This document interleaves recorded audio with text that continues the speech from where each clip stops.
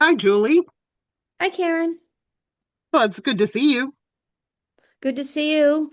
Good morning, and Yes, good morning, good I afternoon. miss you. I I missed you miss this you. week. We're due for a visit. That's for sure. Oh gosh, yes, Yeah. soon. Soon, soon. I got that train ticket that I got to use up too. So, hey, I'll head on down. I'll head south. All right. Yay. Well, hello to our listeners. I'm Karen Salisbury. And I'm Julie Summers. And we are still here, still talking. We are a heartfelt podcast where two lifelong friends share the wisdom and hard earned insights that come from decades of life experience. And today we are going to talk about transitions, about how we make changes, many of us making those changes, especially our residences, moving from one place to another.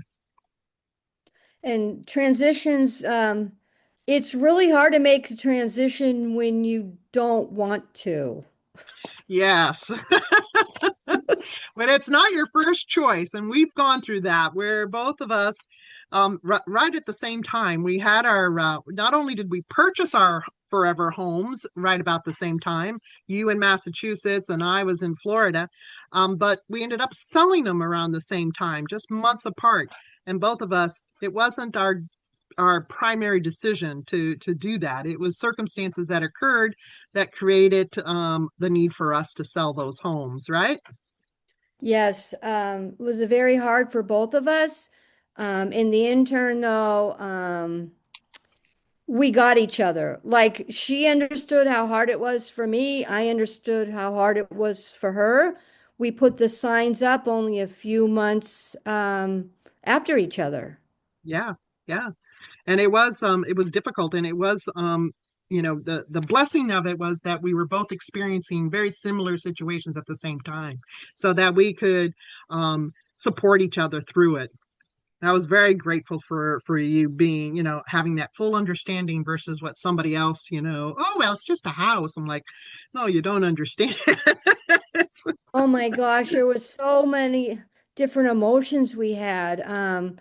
Like I had moved in my lifetime 26, 28 times. I never lived in any one place for more than 5 years. And Yeah, my home, I had been there for 15 years. One yeah. place. Yeah, very similar to what I experienced. That I had lived, I have 37 addresses but in my history. And same thing, I'd never lived any place longer than 5 years. I think I might have gotten 5.5 in one place. But this was also the longest I had ever lived in one residence. It was 14 years. It was just 1 month short of 14 years living at the home in Florida. So there was a lot of similarities going on there where both of us felt so rooted, so this was our home. We finally felt like we had a base, this was our foundation. And then to have to come to that decision of selling it, which was not in the plans, but when we purchased the homes, so we had to make that, we had to switch. We had to go in a different direction, redirect, right? Oh, absolutely. And truthfully, if I could have stayed there one more day, I would have. Yeah. Um, Pulled out all the stops and hats and everything involved. And oh my gosh. And and in the end, it wasn't what I wanted, but it was yet the best thing for me in the long run. Right. There's always that silver lining, things do turn out to be okay. Sometimes we don't know what the design is, why something is happening. And yeah, I have a silver lining to my decision too. But it's still, same thing as you just said. If I could have had one more day in the home, I absolutely. If I could have kept the home, I would have, because I did look for a very long time for that house. And some people, they're like, oh, it's just a house. Well, Mm-hmm. Yeah. it was, to me, it was more than a house. It was something that I manifested. I had my little vision box that we had talked about before in another episode. And I really worked for that house for 3 years before I actually found it and embraced it. And I had wonderful 14 years there. And I certainly would have liked to have spent another 14 years or more there. But the circumstances changed, and I found myself having to make that decision where I had to sell it and let go of it. And so, it took me a while to come to terms with it. And I'm sure that many of our listeners may experience that as well, is that when we make those difficult decisions, it might take a little bit of time for us to actually accept it. Oh, it's so true. And I've always been a little feisty and a little I'm not going to give up and defiant and I always want to beat the odds and it works in my favor until then I had to just learn through this all. I had to just let it go, which is not easy for me. Because again, I'm like, I put so much energy in saving my home. When I was first separated in 2010, I most people would sell the house and split the money, right? But at that time, my house was underwater. So the judge just said, stay in the house. Just stay in the house with the kids. If you sell, you're not going to make any money, just stay there. Right. Um, and I managed to stay there from 2010 into 2021. I don't even Yeah. know how. I mean, Yeah. if you put everything on paper, it didn't make sense. Yeah. Didn't make any sense. Yeah. No, you did a remarkable job in keeping the house, and it was difficult for you. I know we had many conversations about it. And I know I was cheering you on, to keep the house, keep the house. There was no reason to sell it. It was going to be much more difficult for you to sell it, and certainly not to let anybody foreclose on it. And it was a hardship, but you did remarkably well. You had a great support system. Lots of individuals cheering you on. Certainly, I was there going, yeah, cheering you on because I knew you had the capacity, the ability to keep the house, and you had a strong motivator, to do so because you wanted to have that home for the children, to have a place to come to until they were ready to fly, to leave the Mm, nest. Then you so can make the true. decision to sell it. Yeah, I had like this plan, right? I'm just gonna keep the house until my younger son Daniel graduates from high school. Then he graduated from high school. And then my younger daughter, I'm like, I'm gonna wait till she graduates from high school. And then she graduated from high school. And then it was like, I'm gonna stay here till my daughter graduates from college. And this is where footwork does make a difference. Yes, it Right, does. Karen? Yes, it does. I know in our conversations, as I've taught many individuals, through the years, is you write everything down, you record everything, you follow up with writing, you stay in communication. I cannot stress that enough, is that many things can be resolved as long as you stay in communication. And it doesn't have to be lengthy communication. It's just, hey, you had a phone call with somebody that you're dealing with. You follow up with a communication that says basically, thank you for the phone call. From my understanding, here's the summary of the call, blah, blah, blah, blah. You write it out and you send it to them via email. And in certain situations that require, that it might possibly be legal, then you send it by certified mail. That way you have a legal document that holds up in a court, if it ever goes that way, that you did send out that communication. And I know I stressed that with you with the things that you were going through with the bank and everything was definitely always, they call you, you follow up with a letter. You talk to them, you call them, you follow up with a letter. Everything in writing, because that works in your favor when the time comes.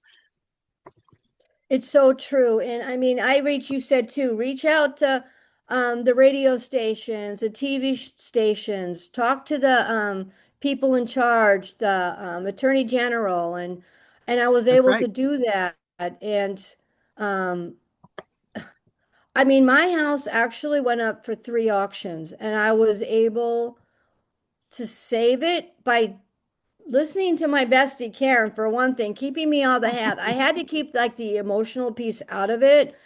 And I had to just stay focused. And I was able to do that, thank God. And then the last auction that was scheduled, I had 3 days to come up with this huge sum. I didn't have it. I was going to lose everything. And I just remembered my brother calling me. Sadly, my mother had passed away, which was, that's a whole nother podcast, right? That's a whole nother Hmm. thing, grief. Um, and I- she left me a sum of money, and I'm going, what should I do? What would my mother want me to do? And then this voice came in my head, like, no matter what, she always said this, being a single mother of 5 kids, she just always said this all the time. No matter what, save the roof over your head, save the roof over your head. And that voice came in my head. I'm like, as clear as could be. And I'm like, I know what I have to do. I have to keep my home. And Hmm. so I wrote that check. The scariest thing in the world, yet my mother's voice letting me know it was the right thing to do.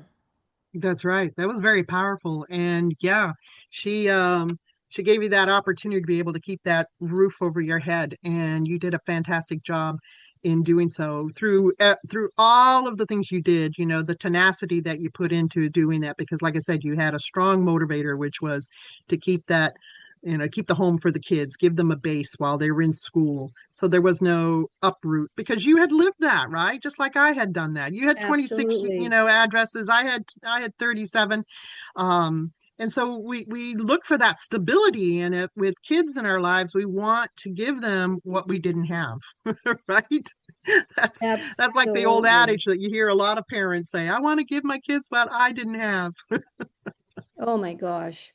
So true. And then in 2020, I made the decision. It was pandemic, right? Hmm. 2020, I was running out. I had a little money left. I was running out of the money. I'm like, okay, I don't want to face auction again. I think I just have to make the decision. Had the hard discussion with my daughter, and we came to real, it was like, okay, the house is going up. And I had the realtor coming, checking on the house. It was going to go up, and then the pandemic hit and everything was closed. And the mortgage company allowed anybody in that predicament to take what they owed, their monthly mortgage, and put it on the end of the mortgage. So I Yes, was then able to last another year, even during yes, the pandemic. Like, I was able to keep the house another year. yes. And so that's what I did.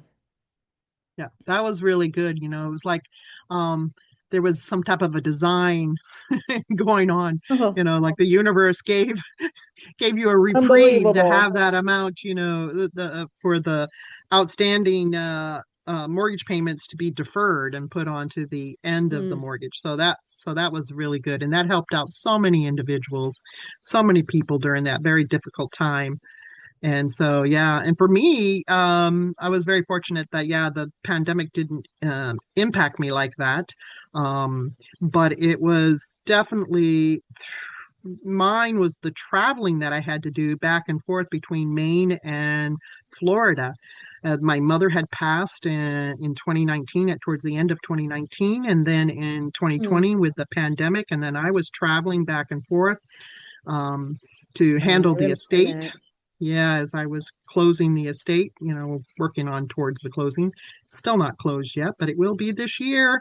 But it was wearing on me. So that was one of the reasons why I finally had to make the decision in 2021 that I was going to have to sell my house, because the foreseeable future was I still had to travel. I still was not able to do all the things that I needed to do for my house. I mean, there's so much, everybody who owns a house knows there's so much upkeep.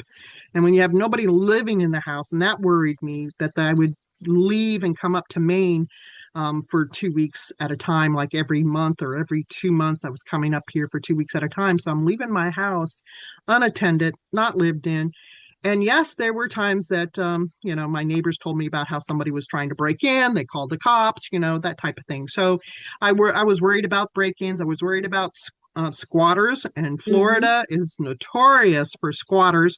So that was a difficult thing for me to accept that was a possibility, and and it was just wearing on me, the travel. And so I had to make that decision. It's like I can't keep doing this, so I'm going to have to sell my house.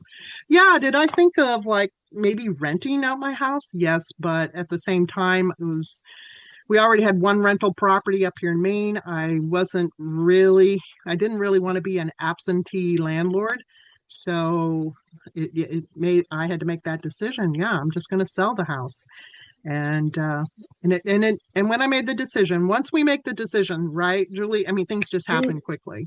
It just went Absolutely. fast. I mean, it was Yeah. within 30 days. I already had the house, you know, sold for what I wanted it for, what I was asking for it. And then I asked for 90 days before the closing because I had trips planned, and it was like, I can't be moving while I'm up in Maine.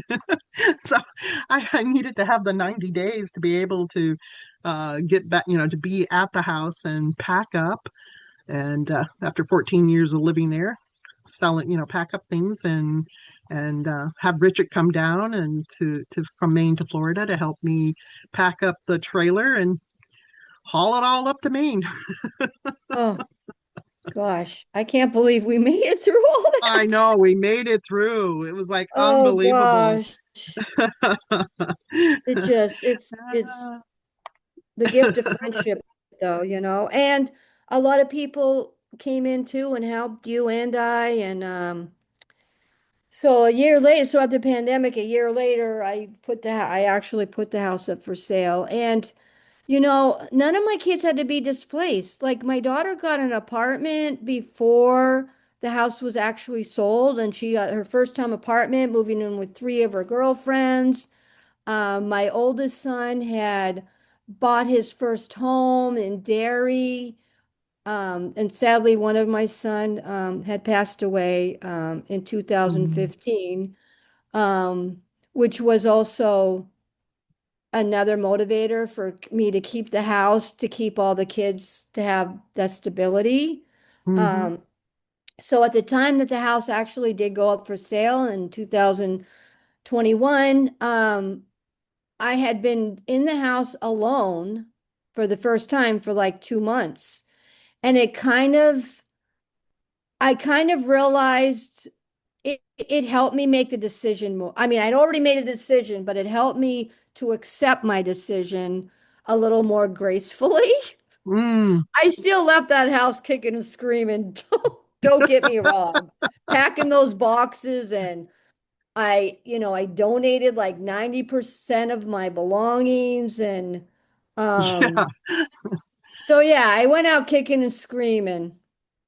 How about you, Karen? How did you go out of it? I'm laughing at it, not at you, but I'm laughing at it. It's like, yeah, I donated like 90%, same thing of my stuff. I couldn't believe how many truckloads of stuff I took to Oh, the Salvation Army and to the Goodwill and to the church and, to their donation center. It was unbelievable. I said, I've been living with all this stuff that I don't really need. It oh was my gosh. incredible. And I didn't have children's stuff, but I did have stuff that people left. I had roommates, and when they left things with me. Plus, I had a couple of friends who were like, "Oh, you have a garage, and oh, can I put some stuff in your garage?" And I'm like, "Sure," for a limited time. Well, 5 years later, their stuff is still there, and I'm like, "Okay, don't know where you are. Last contact, your phone number doesn't work anymore." So it's like, well, it's going to donation. It's abandoned property. Exactly. And it's been 5 years and I haven't heard back from them. So it's like, it's gone if they do contact me. But yeah, it's And amazing how we live with all that stuff, right? oh And my so gosh. And I don't had all this stuff. My daughter likes to call me a hoarder, but really, a lot of this stuff wasn't mine. I exactly. was, but I was saving things for them. And Yes. then when it came to move, nobody wanted anything. They didn't want the heavy furniture. They wanted to buy from IKEA. They didn't want all the knickknacks. Uh-huh. Um, Uh-huh. we're from a different era, That's where we have right. the heavy furniture, we have the knickknacks, we have the antiques, I'm laughing. Um, we have, things that people have left us. And so moving was very emotional. Yeah. Yeah. It definitely was. And um I know when I got rid of a lot of the stuff like you were saying about your stuff, and yeah, a lot of it's not even yours, and but you still get rid of it. But it's still an attachment, and it really opened my eyes. I never thought that I was so attached to things until I made Mm. that move. And I guess it's like the 14 years of living there, because all the other places, it was like, oh, I just lived there for 5 years. I think one place I lived for 5.5, but a lot of times it was only just a couple of years at a time. So I never really had an opportunity to like get attached, and not even to my things. A lot of times I gave things away as I was moving, so I didn't get attached to things. But now I had these objects in my home, and things that I collected over those 14 years. And so I did find myself feeling attached. And and there's and and now there's only been a few things that I kind of sit back and go, oh, I wish I hadn't gotten rid of that. Oh, I wish I hadn't Mm. gotten rid of that. But they're so easily replaced. What's Well, more I still important is have, the relationships. that's funny. I still have a lot of stuff. So maybe my daughter's right. Maybe I'm a hoarder. Um, I declutter all the time, yet I declutter all the time because now, once I moved, everything kind of lined up. I found an apartment that I'd been in before, actually, and it happens to be right across from where I work. Everything just lined up, and it had 2 bedrooms, 2 baths, so I had room for my stuff, some of my stuff, and a storage unit down in the basement. So I was still able to bring some things. So yeah, everything lined up. And now it's coming up on 5 years. I remember when I hit that 1 year mark of being in here, I was like, I did it. I didn't know if I was going to be able to do all this, but Uh-huh. I was like, I did it. But not without, Karen and I were talking about, not without kind of hurting my nervous system a little through it all. Yeah, yeah. Our nervous system does take a hit on that, and it's that autonomic system, the parasympathetic and the sympathetic system, and the fight, fight or freeze, fight, flight or freeze, and yeah, our nervous systems definitely take a hit on it. We feel like we're in some type of, like there's like a PTSness to it. Mm, Uh, exactly. yeah, it's a little tough on us. But we're getting through it. We're making strides, and in our new places of where we're living, we make it home. We make it comfortable for ourselves, put some things around that are familiar, and like I Yes. said, people that go through this, we're not the only ones, but a lot of other individuals go through this too, and we have to be aware of it. That yeah, we have to learn to accept the changes. Fortunately, it's not killing us, but it does affect us emotionally, physically, and spiritually, and we have to think about resetting our system. Every now and then we just have to do a reset, and we've got to stay in gratitude for what we do have now, Mm-hmm. right? Yeah. Exactly. And it's I'm not gonna sugarcoat it. I mean, I do miss my house, Yeah. but I am so grateful that I was able to walk through my fear, and gratitude is a big part of it. And I'm so grateful for for you, Karen, for the support, for God, for my spiritual voices, for my angels. Just so grateful that I'm getting to the other side, slowly, but I am getting to the other side. Yeah, absolutely. And we have to remember that. We do have to remember that, to stay in gratitude. And it's important for us, and for especially for our loved ones around us, Yes, feelings. and we want to hear from all of you. What have you been going through or going through, or is there something that you made it through but you still kind of miss it, you know? It's okay to miss something, you know, it's okay to miss something. Um, a lot of us, I mean, Karen, I know you miss your house as well. Oh, I definitely miss my house. I mean, it was everything that I had worked so hard for. So, and now in the house that I'm in right now, I love it. But it's not the way that I would like to have a house, but I'm making do with it. I'm making it as the years have gone by, I've been making it into my home. I'm nesting. Yes, you are. I love that. Uh, so to our listeners, if you have a story, as Julie had just mentioned about a minute ago, to share or a question to ask about what we've talked about today, transitions, especially when it comes to our homes, you may reach out to us at still here, still talking at yahoo.com. Thank you, everyone, for listening and supporting us. It means the world to us. Yes, and we appreciate you. We are still here, still talking. We're not experts, we're just experienced. Have a good day, my friends. Yes, and goodbye. Bye now.